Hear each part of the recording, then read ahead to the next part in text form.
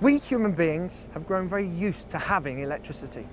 We expect it to be there when we need it, we don't want to pay a lot for it, and yet at the same time we're increasingly concerned about the environmental impact of generating it. The last 100 years has seen invention after invention that requires electricity, from light bulbs to the most complicated computer systems and mobile phones. The 20th and the start of the 21st century have truly been electric. But what is this marvellous creation, electricity? Who discovered it? And how is so much of it made to cater for the almost 7 billion people worldwide? The thing to consider when looking at the subject of electricity is that it is a secondary source of energy. In fact, it can be seen as a carrier of energy. And we human beings use primary sources of energy, such as coal, oil and gas, to generate the electricity. And we human beings use a lot of electricity. An electric heater can be rated at 1 kilowatt. If it is turned on for 1 hour, it will use 1 kilowatt hour of electricity. 10 heaters turned on for 1 hour equals 10 kilowatt hours of electricity used. The amount of electricity used by humans has steadily grown over the years. The world population of almost 7 billion people uses about 17 trillion kilowatt hours of electricity each year. If you divide the amount of electricity consumed by the number of people on the planet, you get an average amount of electricity used by each person. We call this electricity consumed per capita. This graph shows how the amount of electricity consumed per capita has grown over the years. But this is just average. Some people in the world use more electricity than others. Electricity consumption per capita for the UK looks like this. India like this. And the USA like this.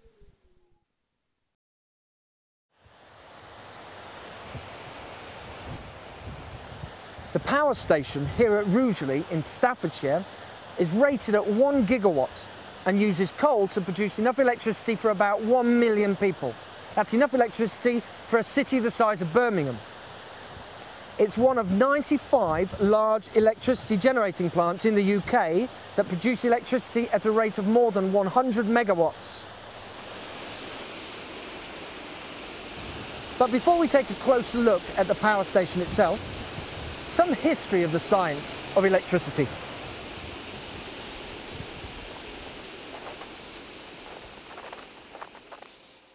Whew. The history of science is littered with numerous great scientists, many of whom deserve praise for their work with what must have been a magical phenomenon, electricity. For me, though, 4 stand out as important figures. In 1750, Benjamin Franklin carried out an experiment to try and prove that lightning was in fact electricity. The story is that he tied a metal key to a kite and flew it in a storm cloud.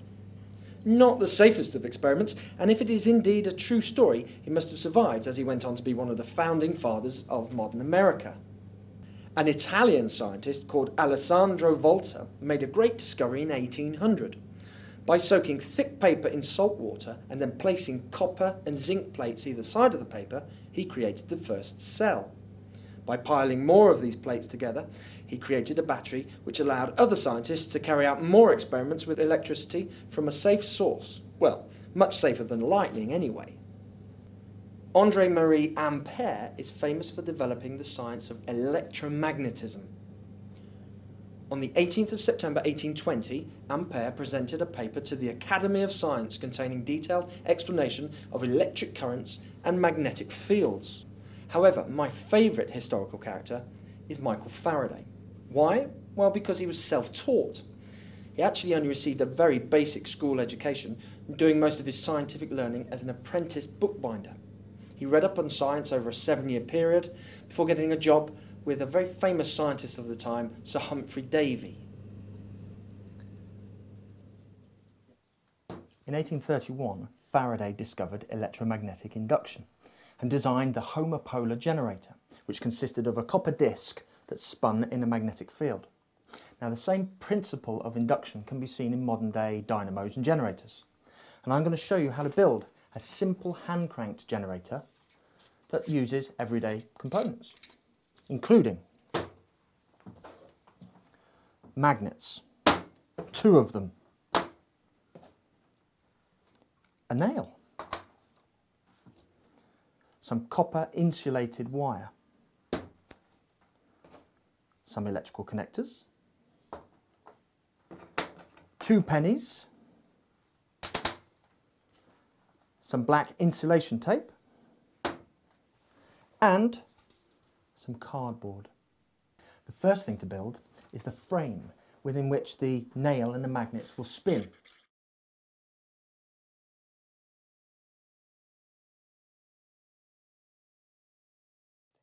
$296, $97, $98, $99, $300. So that's it. 300 winds of the copper wire. What I've done is I've put a piece of black sticky tape to make sure the wire doesn't come unwound, and I've connected one end of the copper wire to this red connecting cable and the other end of the copper wire to the black connecting cable. So now we're in a position to connect it up to the voltmeter and see if we can make some electricity. First of all, I'm going to connect the connectors to this bridge rectifier. And from the other end of the bridge rectifier, it goes to the voltmeter. Hopefully now, the faster I turn the nail, the quicker the magnets will turn, the more electricity it will produce. Here we go.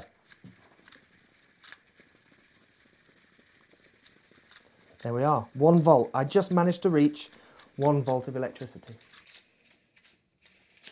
So there you have it, a small hand crank generator. The faster I spin the magnets, the more electricity it produces. But to make really useful amounts of electricity, we're going to have to scale it up a bit.